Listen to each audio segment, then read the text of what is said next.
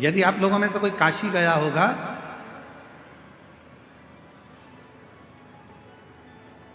तो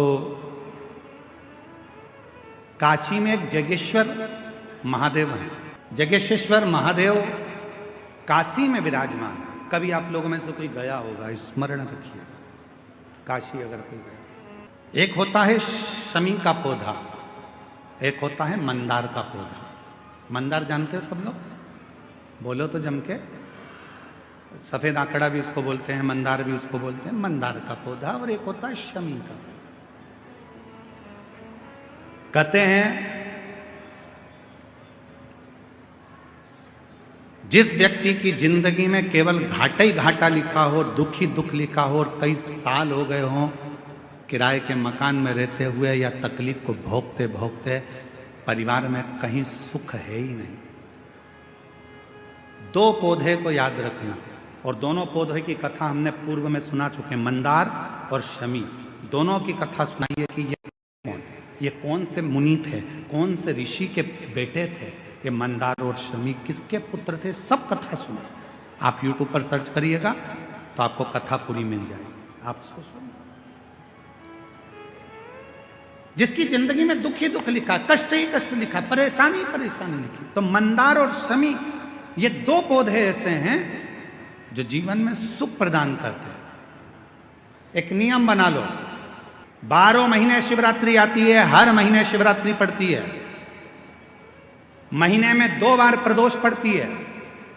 या तो प्रदोष का नियम बनाओ या शिवरात्रि का नियम बनाओ। एक काम करना चालू करो, थोड़ी सी मिट्टी शमी के पेड़ के नीचे की और थोड़ी सी मिट्टी मंदार के पौधे के नीचे की, दोनों को लाओ, अच्छा मिलाकर उसका एक शिवलिंग का निर्माण करो और उस शिवलिंग का पूजन प्रदोष काल में शाम के समय शिवलिंग के सामने 2 घी के दिए जलाकर, जैसी घर में पूजन करते हो वैसी की वैसी पूजन करो, आरती करो, थोड़ा सा भोग लगाकर निवेदन कर उस शिवलिंग का बाद में विसर्जन करो।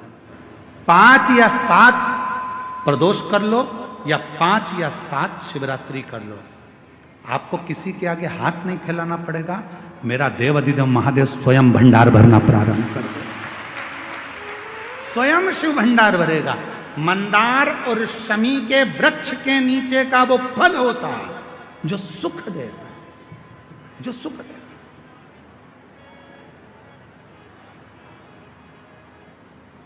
जो हमें आनंद प्रदान करता है।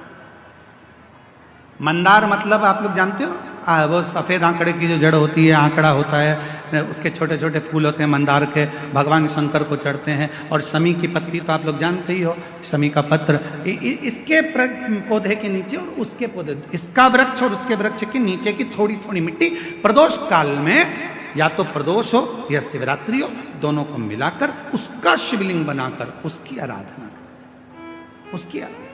अभी हम कथा में एक बड़ा सुंदर व्याख्यान बताएंगे। जब घर में एक बीमार होता है, दूसरा ठीक होता है, दूसरा बीमार होता है, तीसरा ठीक होता है, उसका भी स्मरण इसमें मंदार और शमी के पौधे के नीचे की मिट्टी का बना।